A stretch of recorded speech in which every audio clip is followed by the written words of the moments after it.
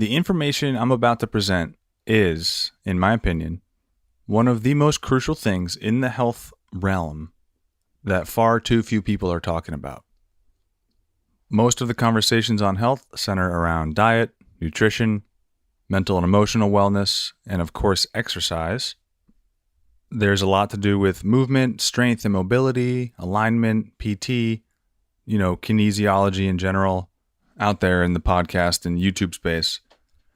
But I still sense a lack of study of the human foot and a lack of understanding of how chronic shoe wearing contributes to some pretty extreme deformity of our feet.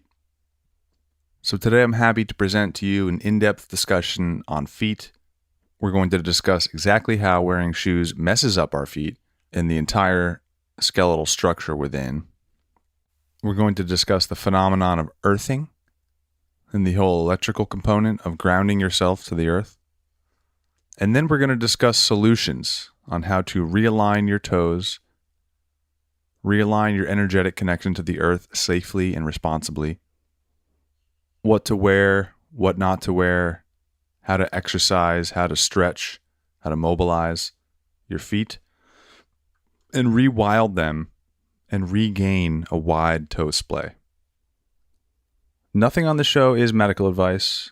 I am not a licensed health professional, and nothing you hear on the show is intended to diagnose, cure, or treat anything. This is just information. I'm just a guy. And it's up to you to do with this information that which you see fit. So before we get into it, I gotta say, I fully understand that the information I'm presenting, or some of the claims that I might make, may seem completely ridiculous.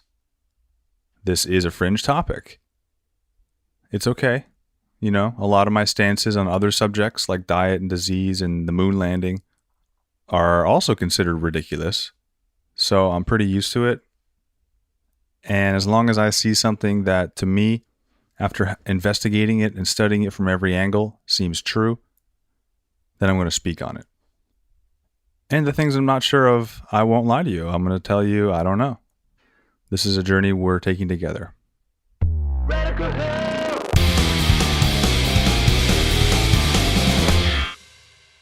So what is the situation as we see it today? Well, we have to take a look at the foot. If you want to see what a healthy human foot looks like, next time you're in the presence of a baby, look at their bare feet.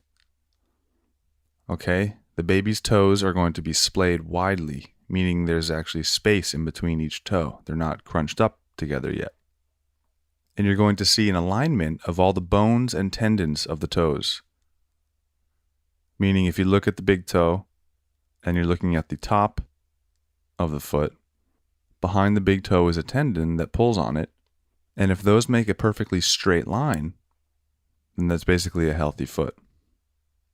What you're looking for is a straight line between the big toe and the tendon behind it. You're also looking for the same thing on the pinky toe. So go to the other side of the foot, look at the pinky, look at the tendon pulling the pinky, and see, do they make a straight line or is it crooked? Now look at your feet. Okay, take off your socks and shoes if you're not driving or walking. Look down. Look at your big toe alignment. How straight is it? Do you have mobility? Can you curl it, flex it? Can you extend it? And when it's normal, is the tendon behind it lined up with the toe, and does the toe continue in a straight line?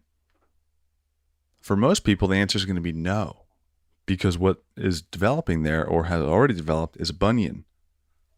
A bunion is when two of the bones in your feet get pushed to the side because the toes have been crunched. If you look at the skeletal structure of a foot online, they have all the bones labeled. You can see the long bones called the metatarsal. There's one for each toe, so 5 on each foot. And then connected to the metatarsal, you have the phalange. A bunion is when the metatarsal and phalange get shifted and their joint creates this bony protrusion known as a bunion. So really it's caused when we try to cram our toes into skinny little shoes or skinny little points at the end of a shoe, and it causes the entire skeletal structure of the foot to be deformed. The technical name for bunions is hallux valgus, HV.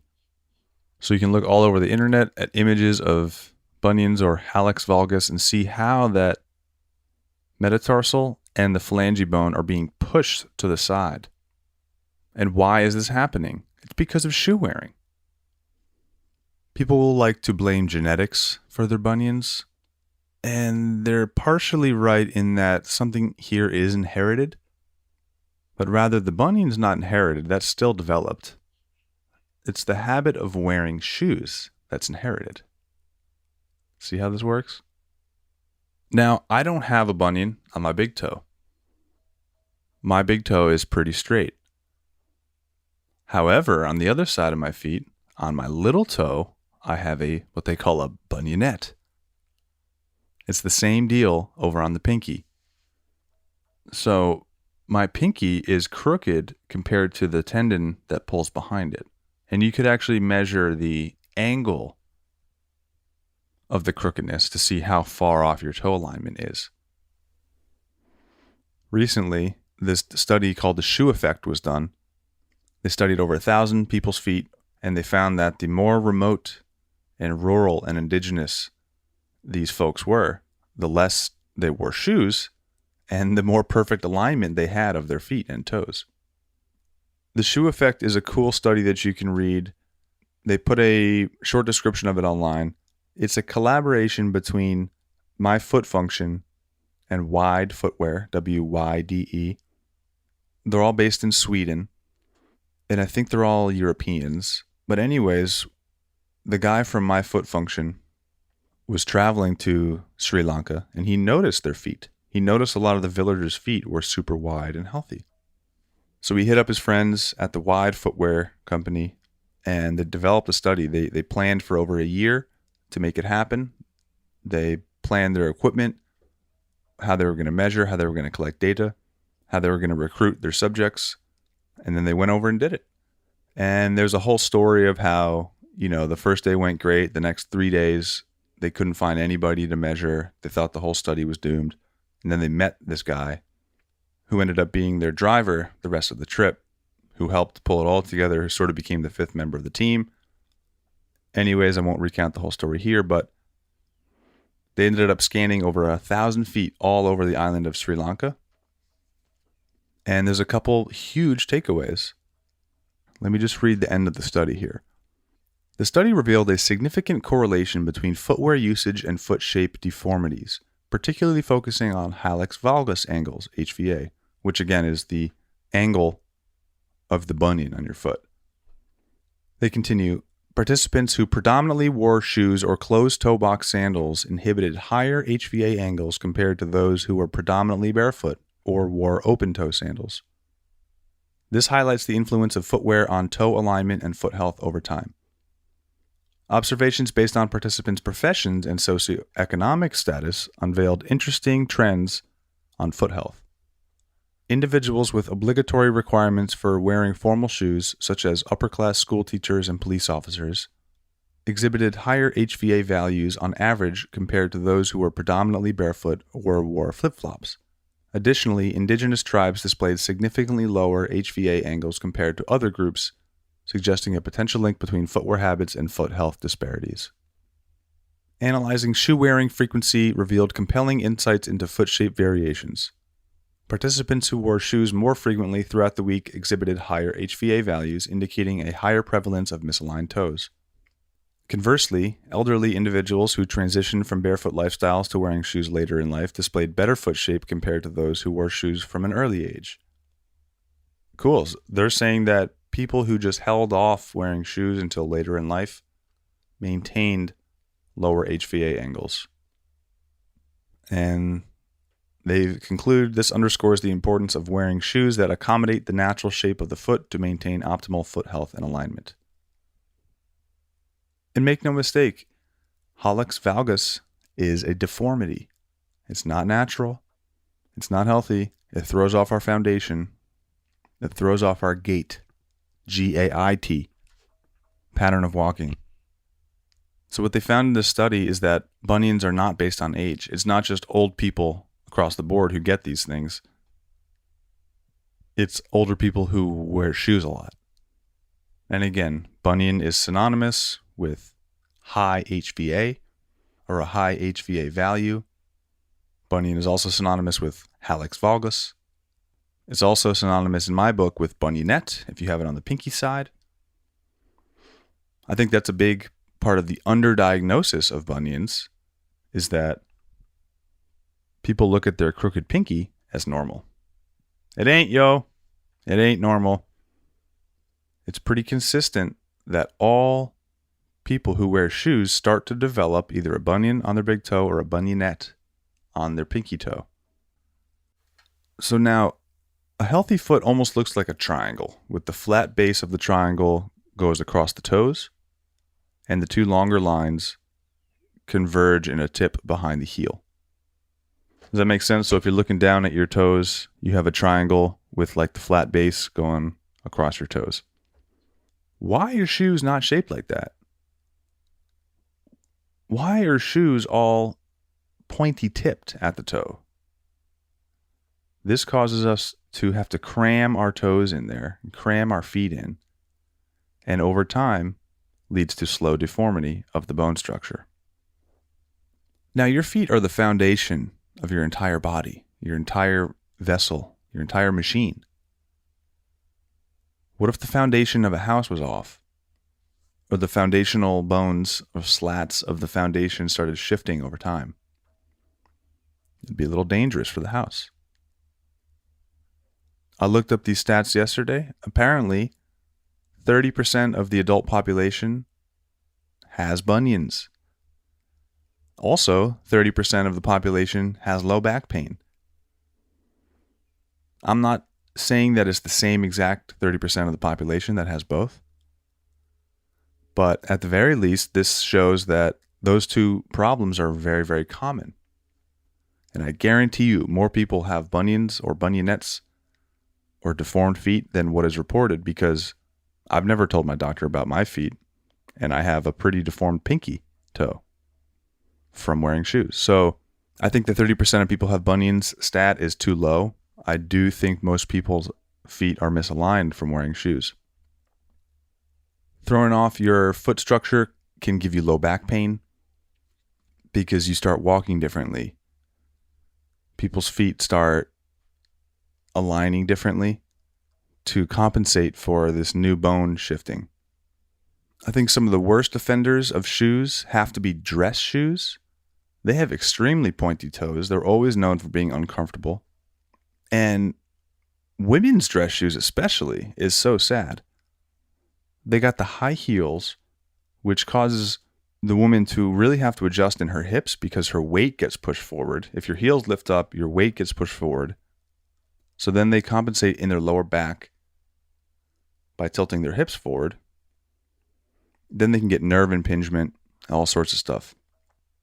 But what you really see is these messed up, broken feet in women who wear high heels and dress shoes a lot. I don't know why in our modern culture it's fashionable for women to squeeze their toes into this tiny little pointy tip of dress shoes. That don't make no sense, folks. We need to bring back function over fashion. Okay, if your shoes don't function at a bare level of just preserving your own body's shape, then what are we doing wearing them? Like, honestly, what are we doing? We're torturing ourselves at the sake of looking cool? But now that I see this, now that I can see that these shoes don't serve our function, they don't look cool to me anymore. Okay, so for something to look cool, it has to have the function. We can create wide toe shoes that are hip again. I'm so dumbfounded. I'm like constantly amazed that just take a look at the biggest shoe companies. Nike. How many billions of dollars do they have for research and development? And they don't know that the toes splay? They don't know the shape of a baby's foot is shaped like a triangle with the wide base at the toes and the tip at the heel. They don't know that indigenous people oftentimes reject offers of shoes for brand new high-tech shoes.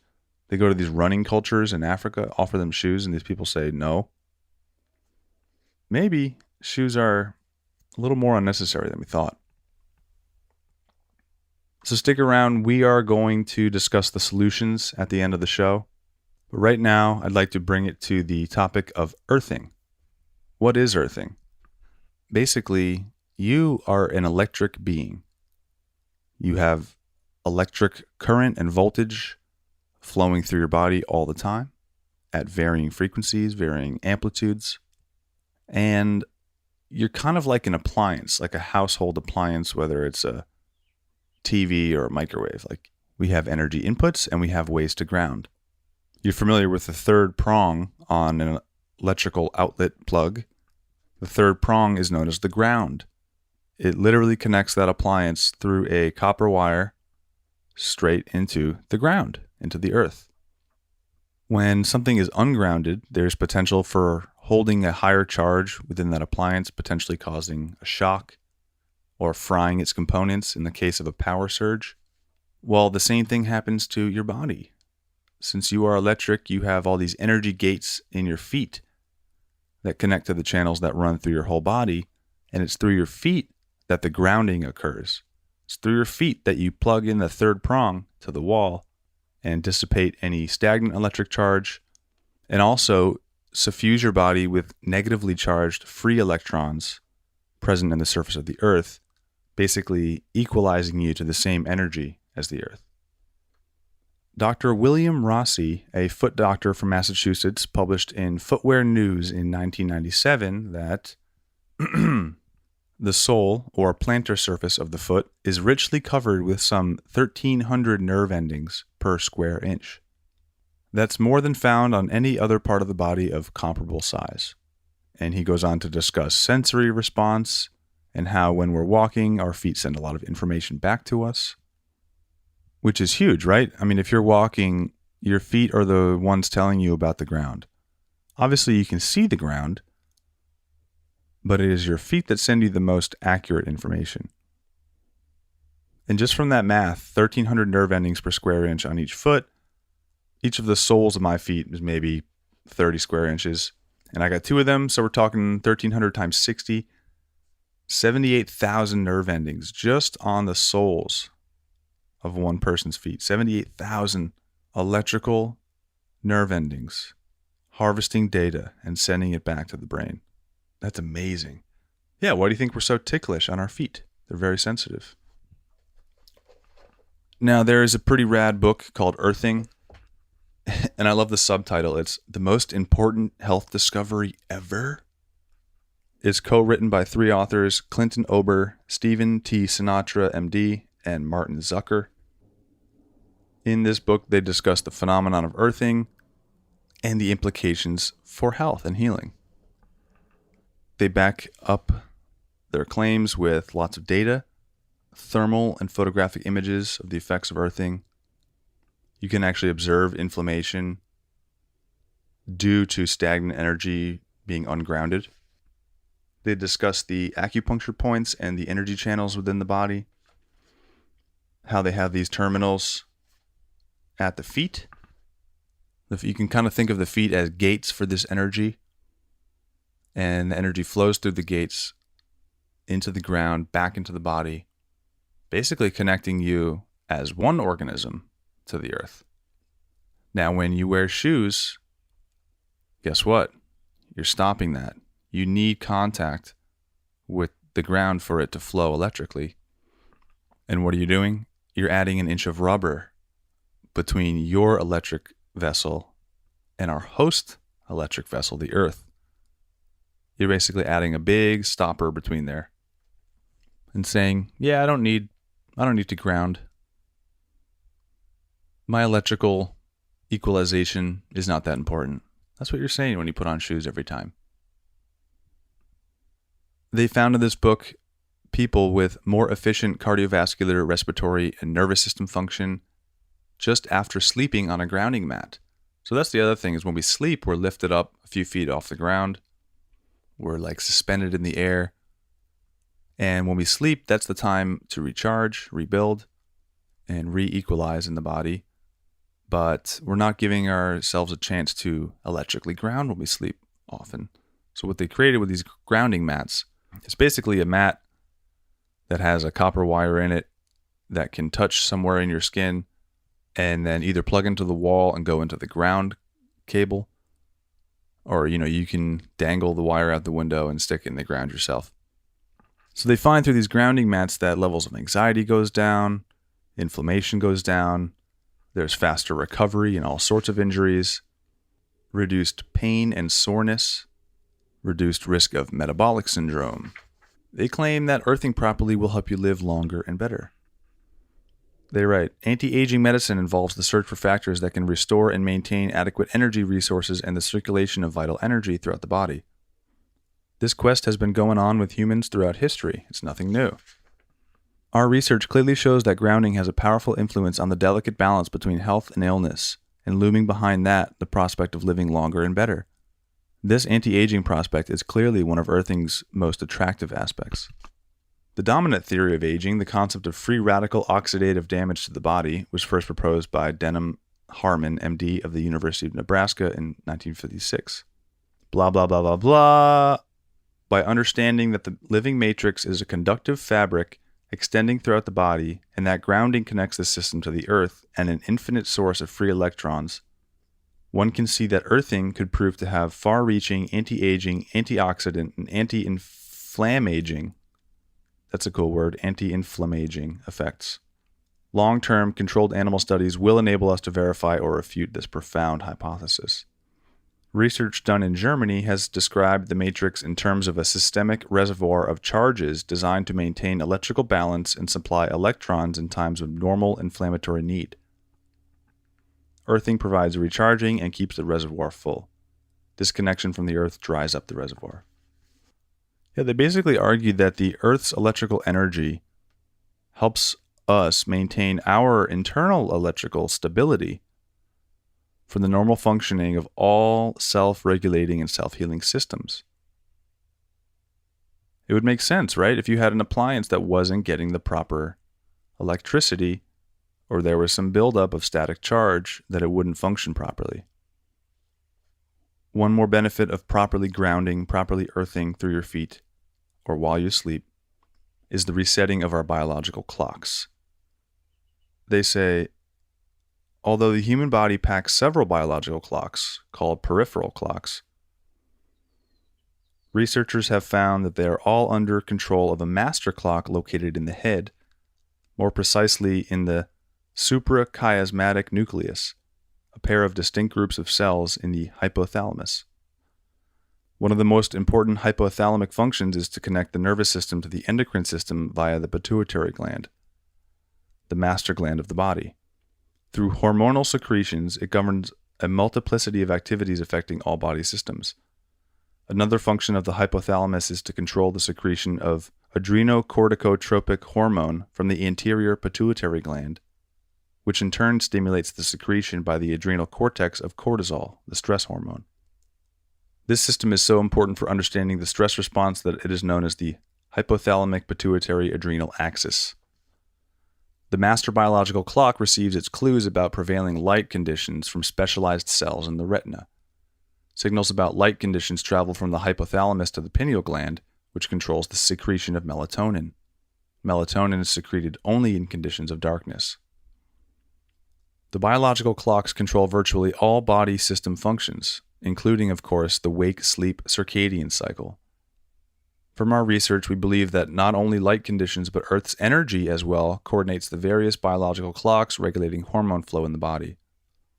The slow and gentle rhythms of the Earth's energy field are essential for maintaining these clocks. One example we have discussed is the day-night cortisol rhythm that is normalized when sleep is improved through grounding. Another example is the secretion of melatonin, which happens at night. Melatonin is widely known as a sleep-promoting factor. Since we have seen in our earlier studies that grounded people sleep better, we hypothesize that the rhythm of this hormone is also normalized when sleeping grounded. Yeah, so a good night's sleep can help all sorts of health issues. As we know, we sort of do this whole scale healing during sleep as our cells rebuild, replenish. So they've already found that earthing helps you sleep, but they're wondering how the mechanism works, like how all the individual components inside work. Definitely has to do with your hormones. And it would make sense that your master clock is on this electrical impulse. The back of the book has this feedback chapter, what people say about earthing, and the individual testimonials are pretty phenomenal, pretty wild. Again, some of the issues that are solved with proper earthing, proper grounding, sciatica, nerve pain, sleep apnea, stress relief, varicose veins, bad circulation, healing in general, all these things improved when the body can regulate with the earth's energy through earthing, through grounding. Hey, if you're not ready to give up shoes and walk barefoot, that's okay. You can buy a grounding mat. I would look into a grounding mattress or a grounding mat you put over your mattress to sleep on and see if that changes anything for you. So I think we covered the physical aspect of shoes deforming our bones, right? The joint between the metatarsal and the phalange on both the big toe and the pinky, they get pushed out to the side because our toes are getting cramped. That throws off our whole foundation. Not to mention when you're wearing an inch of rubber or a little bit less, doesn't really matter, you're cutting off the grounding capacity of your feet and your body. And you're cutting off your connection to the earth. You're cutting off the sensory response and stimulus of the soles of your feet. I get kind of sad sometimes when I see dogs, like certain breeds who are meant to run and hunt and scout, and they live in this tiny apartment. They live on a leash. They go for a walk once or twice a day, and they're not able to fully express and fully live up to what their primal coding has programmed them to want to do and to be good at. Your feet have these primal codings as well for being scouts, for being electrical gates, right? For being solid, aligned platforms. And we're not giving our feet the chance. We're keeping them trapped in these apartments all day, and we're taking them for a walk once a day. There is most definitely a epidemic of broken feet. I think obsession with shoe fashion, it's a form of Stockholm syndrome, where if you're not familiar with what that is, in short, it's loving one's captor. It's being captive and abused by your captor, but still having this love for them because they are providing you with basic things. I believe we're all Stockholm syndromed into loving our Nikes and loving our high heels and loving our fashionable closed-toe sandals. At the sake of what? At the expense of our health. What is more important than health? Looking cool to your friends? Listen, if they're really your friends, they're not going to care what kind of shoes you're wearing. But it is wild to me that society is so obsessed with shoes and footwear. Like if you don't have expensive, clean Nike shoes, a lot of times you're a total loser in schools. That's just how culture works. So isn't it crazy? Because the reason I'm picking on Nike is that they're the brand that's almost the most offensive. They have the narrowest shoes. Ask anyone who knows that they have slightly wide feet. They have such a hard time wearing Nikes. And just look at the toes of Nikes. They're pointed. They're not like the base of a triangle. They're not wide. So they have all this money, all these billions of dollars to research the human foot, and they're not aware that the human foot has wide toes. Crazy. That is crazy to me. Totally, totally crazy. And this is supposed to be a brand that supports the most elite athletes in the world, the most high-performing athletes. Yet they're breaking their feet? All right. All right, so let's get into the solutions. What do we do about all this? Step 1, throw away all of your shoes that do not allow for splayed toes. I know, and this might be crazy to hear. Again, I'm not telling you what to do. This is what I would do. This is what I have done. And if you're inspired, you can do whatever you want. So throw in the trash all of your shoes that do not allow for splayed toes. Do the shoes have a point at the tip where the toes are? Throw them away. Goodbye. What are you going to do? You're going to replace those shoes with barefoot shoes and sandals. There's a lot more barefoot brands out there. You're going to have to do your research. I don't have any real good recommendations. I know the main ones are Earth Runners, Vivo, Zero. I don't have any good recommendations because honestly, I haven't found any that I really like. I just prefer going barefoot. And they do make wide toe box dress shoes and sandals, even though those aren't barefoot style. Barefoot style means a really thin sole and a flat arch, like no arch, support, really flat sole. That's what barefoot style means. It also generally means wider toe, but you can get these dress shoes, boots, some sneakers that have a wide toe box. That's what you need to look for. So you've replaced all your shoes. You threw away all the ones that didn't allow for your toes to display. You went and bought some barefoot brands. You went and bought some wide toe box shoes if you need them. But the most important thing is to, in my opinion, walk barefoot outside. Start walking barefoot. Whether it's for a 20-minute walk a day or it's just how you get around now.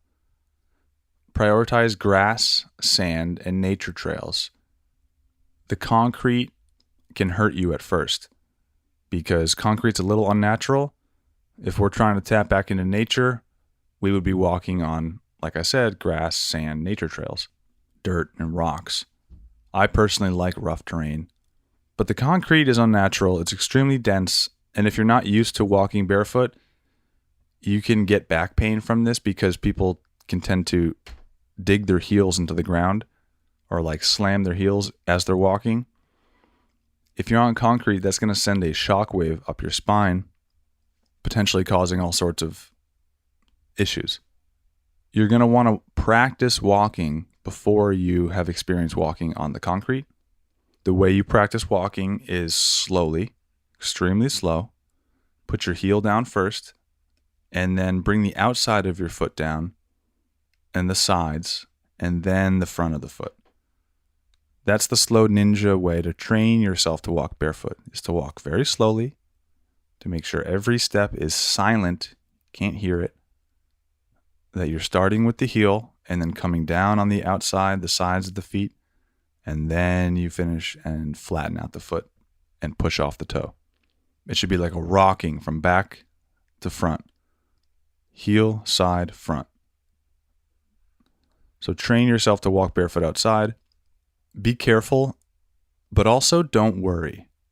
I think people get really afraid of, oh my God, germs, bacteria. It's like walking barefoot's not going to kill you. You may step on something sharp. You may step on sticks and burrs and thorns. You may step in poop. You may step in anything nasty. But again, don't worry. Like, our feet are meant to do this. You can wash them out. You can remove the splinters. I've pulled out so many splinters from my feet. But guess what? Over time, it happens less and less. Why? Because we build up calluses. You actually end up building pretty dang thick, feels like leather, calluses all on the bottom of your feet.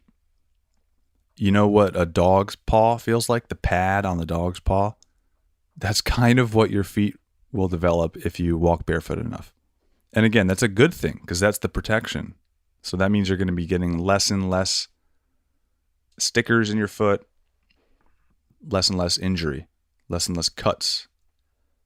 I said, don't walk on concrete so much. You don't want to shock your spine by walking into your heels. If you have to walk on concrete because that's all that's around, practice like I was saying, heel, side, toe, nice and slow, silent steps. Also, increase the amount of time that you're walking barefoot over time. Meaning, if you're brand new to it, see how 30 minutes feels and see how 10 minutes feels. Right? I forget sometimes that I live barefoot. I live outside. I'm walking barefoot all day. And I'm a farmer. So, yeah, sometimes I wear my wide boots, but most of the time I'm barefoot. We're working on really rough terrain. There's all sorts of trash in the dirt sometimes. There's all sorts of sticks and thorns coming out in the weeds. And yeah, I get my cuts. I get my bruises. I get my calluses, but my feet are so strong right now. I'm always grounding. And guess what? My feet are getting wider. That pinky angle is going down. So you can train your feet to regrow. It takes time, but you can do it. Now, if you have a bunion or bunionette, the misaligned big toe or pinky, I don't think just walking barefoot is going to reform your feet. You're going to need to do some specific exercises to strengthen and rebuild the muscles in your feet. Because when they're trapped in shoes, muscles atrophy.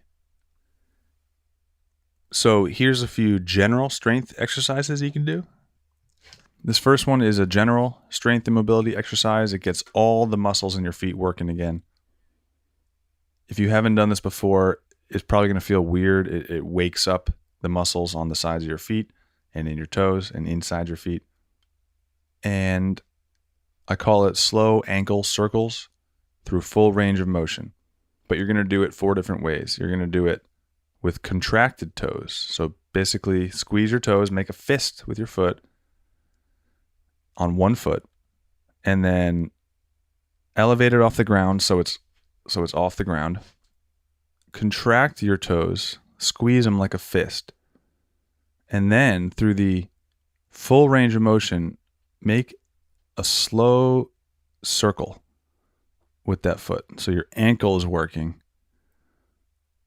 with contracted toes and you're going clockwise. You're doing a slow clockwise circle. Do about 10 of these circles. Chances are, if this is new for you, you're going to cramp up before those 10 are done. You might cramp up instantly. That's good. That shows you what muscles aren't fully strong yet.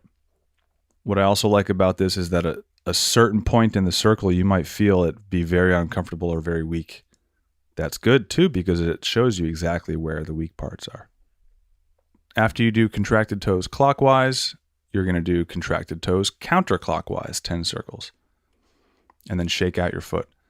At this point, I like to switch feet, do the same thing on the left or on the other foot. Go contracted clockwise, 10, contracted counterclockwise, 10, and then you go back to the other foot. I like to go splayed toes clockwise, 10. So now we're extending our toes. It's not a fist. It's like a high five on the foot, toes pointed up, actually extended. Heel lifted off the ground. We're going to do slow clockwise circles, 10 of them, full range of motion, keeping your toes extended the entire time. After you do 10, you can switch direction and do counterclockwise. Now you will feel it. You're going to feel some muscles cramp, like I said. You're going to feel which ones are weak. It's all good. The more you do this, the stronger they get. You're going to feel all sorts of things crack and creak to life. And do both feet. So it takes a while because you're doing 4 different motions for each foot. You're doing contracted clockwise, contracted counterclockwise. You're doing splayed clockwise and splayed counterclockwise. You're doing on each foot. So it might take 10 minutes, but that's great. After you do that, just walk around, shake them out, shake them, get loose. Do it until you cramp or until you're sore, and then just stop. But that's a good one I find for just the general strength of the feet. It wakes up all these muscles on the insides and the outsides, right? It's getting our ankle to fully be mobile again. It's getting our toes to learn how to splay and move. Now there's strength training of the toes we can do specifically. That last one was more like the whole foot. This one I like to call foot crawls. It's basically, you can just sit in a chair, put your feet flat on the ground, and then bunch your toes so that your foot crawls forward an inch. Like if you bunch your toes, it drags your heel forward an inch. Do you see that? And then let go of the bunched toes so that they jump an inch forward. And you're basically scooching your foot across the ground with your toes. If you have a problem with the big toe, you can focus on the big toe grabbing the ground and pulling. If you have a problem with the pinky, you can kind of focus on the pinky or the small toes. I like to use the 5 toes together and try to get my foot back on line as like a unit. So I'm basically just crawling across the ground. After my leg is extended, I'll just bring it back under the chair and do it again. These are kind of like toe pull-ups in a way. It just gets them to be used. Again, we're doing this barefoot, obviously. There's also toe push-ups you can kind of do. You can put resistance against your toe just with your finger and then try to extend your toe against the weight of your finger, right? And this is how we can start to train individual toes. Have you guys seen Kill Bill? There's that great scene where Uma Thurman comes out of the hospital and she finds the truck and she's in there and she realizes she's still paralyzed. And she says, "Wiggle your big toe."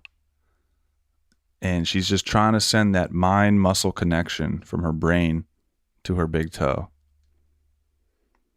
And eventually it worked. You can do this too. Try wiggling your pinky toe. Try it. It's going to be super awkward at first, but you can develop that independence. You'll come up with your own techniques for it. Like I said, resistance, just the straight up mind muscle thing. Resistance bands and rubber bands are also good ones. If you have a big HVA or a big bunion on your big toes, your big toes are misaligned on both feet, you can take a thick rubber band or a few rubber bands and put them around each big toe, meaning one rubber band around both of your big toes, and then space your feet apart so that the rubber bands are taut. And then you can turn your feet outwardly to increase the tension on the band, increase the resistance pulling on your toe, and then you can do your exercises pulling it back and forth, back and forth. We're just waking up these muscles. We're waking up these tendons. We're starting to realign this deformity. And here's another one that I like for toe independence. I just came up with this recently. Put your heel on the ground and then put your big toe on the ground.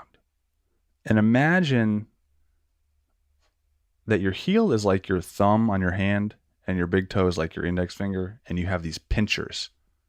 Right between your thumb and index finger, you can pinch, you can grab anything. Imagine that that's on your feet, between your heel and your big toe. Imagine you have these pinchers and you can pinch together. Now do that on the ground. Put your heel on the ground and pinch the ground with your big toe.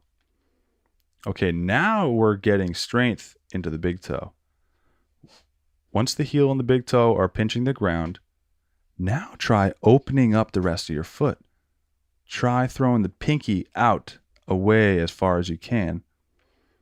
And then eventually throw your pinky on the ground, your pinky toe.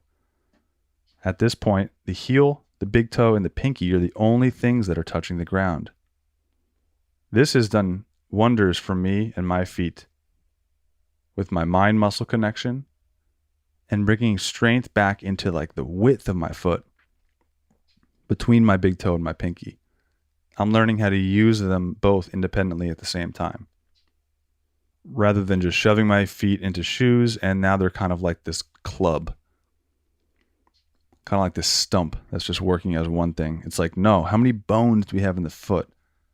We have that many for a reason. It's supposed to be very flexible and mobile and strong. So again, if the last one was unclear, heel on the ground, pinch the ground with your big toe and your heel.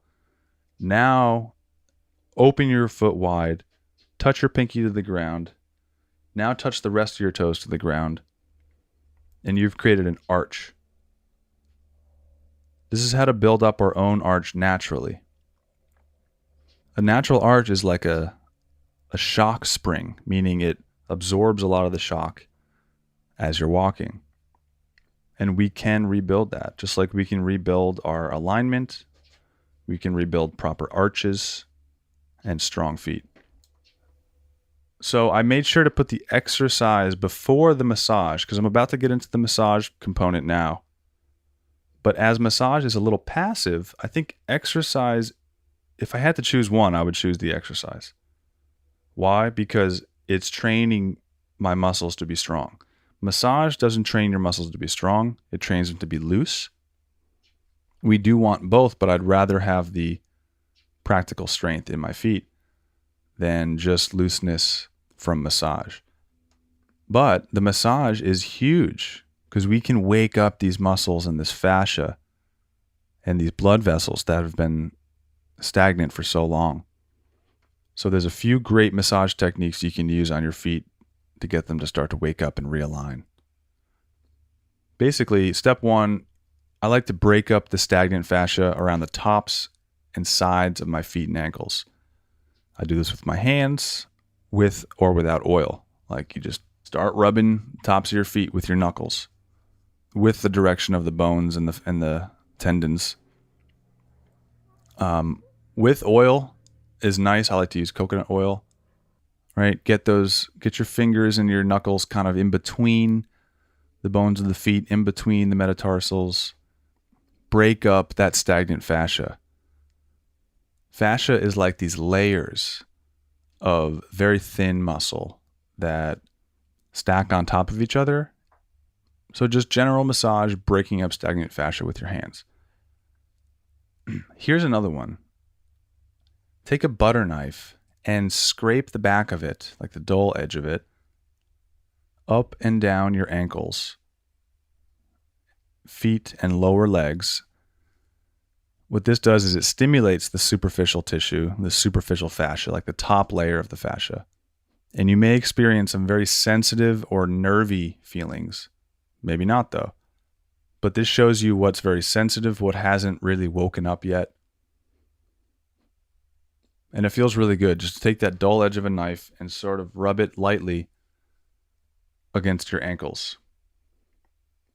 My ankles are pretty beat up too from skateboarding. So when I do this, it feels really good and I can feel things wake up. And then when I'm walking later, it just feels different. So I would do this up and down around both feet and ankles for a few minutes each. And I would do this before using your feet. So I wouldn't do this like before bed. I would try this in the morning or before a workout or something. Of course, you have the lacrosse ball or the wooden dowel, like a roller.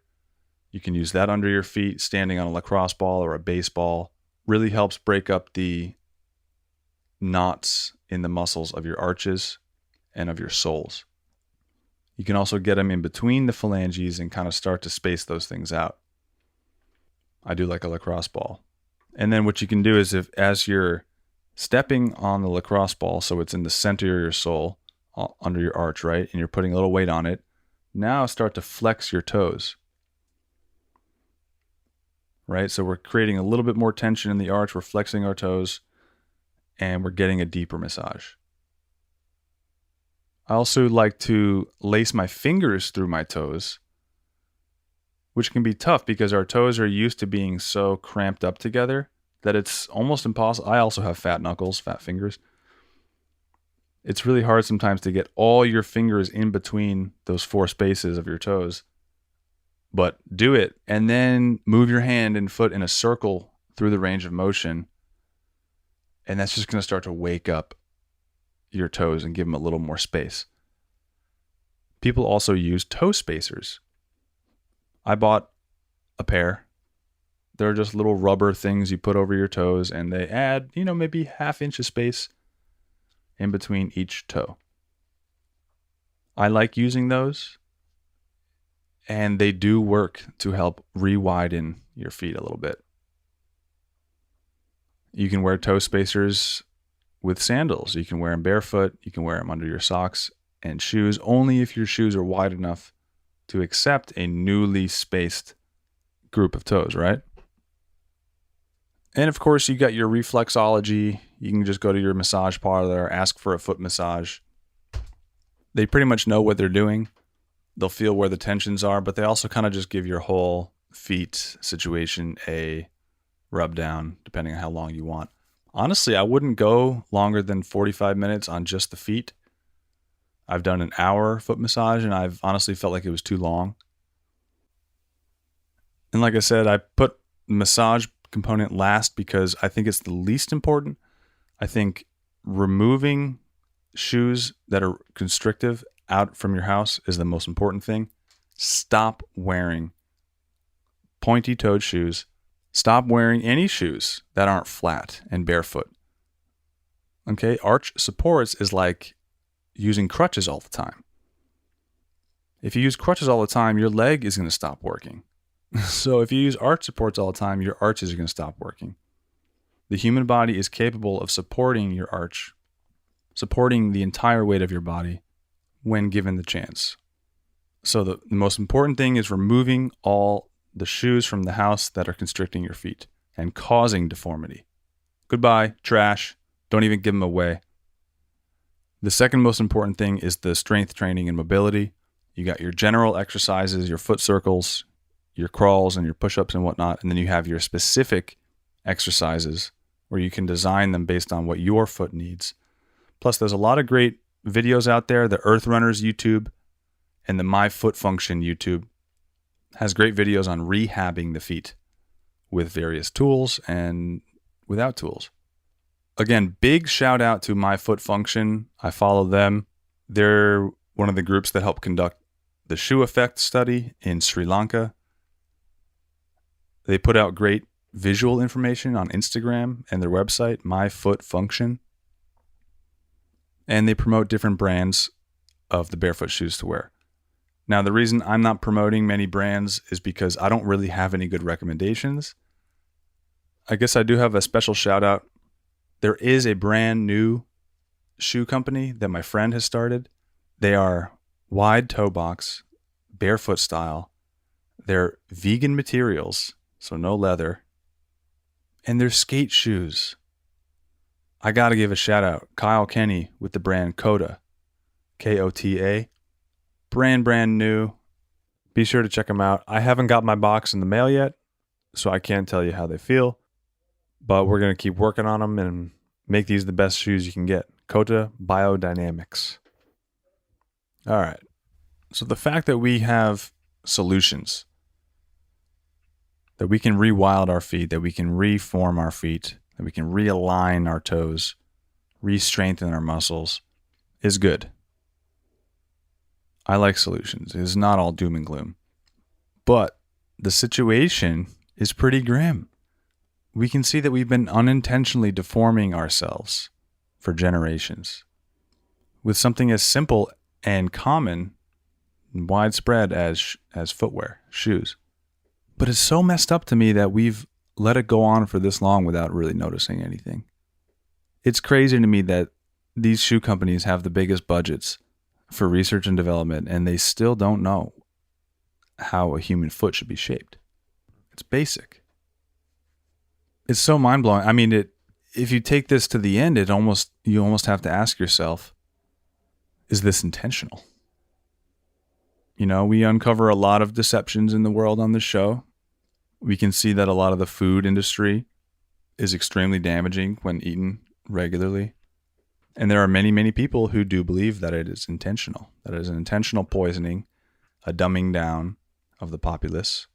And when you start to read documents by high-level social engineers and controllers, and they write that they want to do this, they write that they are doing it, that they celebrate these techniques of mind control through control of the body, the physical body, food, media. And that's why I wouldn't put it past them to include footwear in that. That footwear is actually being used as a weapon against us. Potentially. Maybe everyone's just ignorant to the true shape of human feet. But to me, that doesn't quite make sense. We're starting to see people get it. We're starting to see these barefoot brands come out. I mentioned a few of them, and people are taking to them, but I still don't really see those very much out there in the wild. In the cities, you see Nikes and Adidas and all sorts of designer, European things, dress shoes. Again, the pointy tips are destroying us. They're destroying our feet, destroying our health. Our toes are not shaped like that. So is it intentional? Is it a mistake? It doesn't really matter, because the solution is going to be the same. Throw away those old shoes, get new ones that actually fit and support the shape of the foot, and walk barefoot. I mean, we haven't really even discussed the necessity of shoes to begin with. There are a lot of hardworking barefooters out there. And you see a lot of these individuals in indigenous tribes in all sorts of continents, Asia, Australia, Africa, and even America. The Seminole Indians are known for being barefoot. They lived in the Everglades in Florida, in part, and they were a barefoot culture. The Americans and the colonialists tried to get them to wear shoes, and the Seminoles refused. Now, if you can find a photo of a Seminole foot, it's amazing how healthy their feet look. They're super wide, super strong.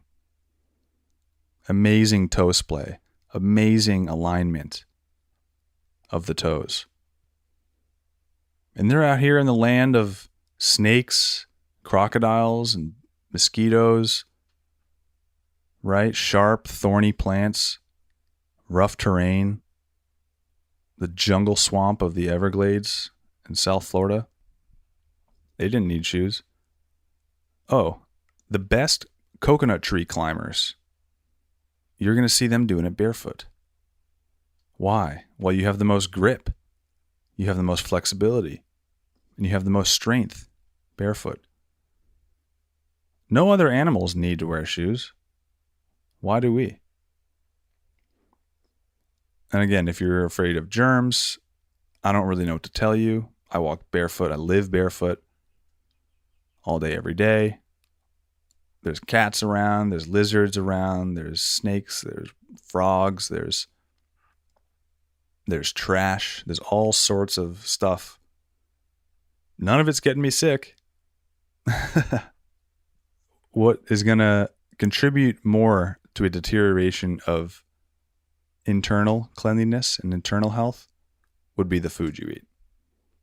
So if you're afraid of germs, but you still eat dead animals, I just don't know what to tell you, because your priorities are backwards. Diet has more to do with internal cleanliness and health and immune function, if you like that phrase.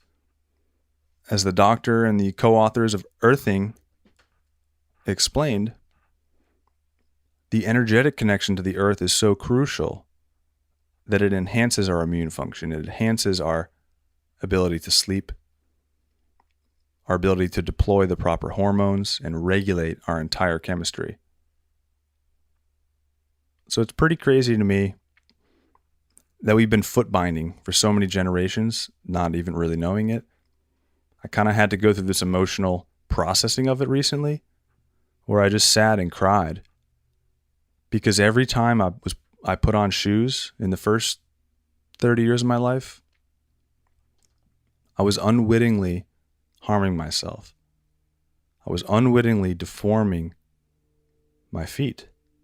And I think I knew it. I always knew shoes were uncomfortable. I always kicked them off as soon as I could. But again, I still say unwittingly because it didn't click in my mind. I didn't know what I was doing consciously. But now I do. Now I can tell. Our feet are meant to be free. It feels much better walking barefoot. You have more sensitivity. You have a better energetic connection to the earth, so that way we can ground electrically, discharge stagnant electricity, fill your body with negatively charged electrons, equalize to the earth's energy. Not to mention our alignment can be preserved and even reformed. If your feet are deformed, you can reform them by walking barefoot and doing those exercises we talked about. So, hey, I hope you enjoyed this conversation. Hope it piqued some interest in living barefoot, walking barefoot, questioning the role of shoes. Why do we have them? It's mostly for fashion, if you really think about it. Mostly. But let's get the function back in there. Let's get functional footwear that also looks good happening. We can create fashion around wide toe box flat shoes. We can. And we can live without deforming our feet. Your feet are the foundation of the rest of your body. Treat your foundation with love and respect and freedom. Make sure it's operating to its full expression, its full potential, its full alignment. You may experience less back pain. You may experience higher performance in your sports and activities. You may experience less foot pain. You may experience better sleeping. You may experience better grounding and a more harmonious electrical energy and a more harmonious life. Hope you enjoyed the show, y'all. Stay tuned for the next one where we drop some more radical health. Until then, much love. Talk to you next time. Radical health.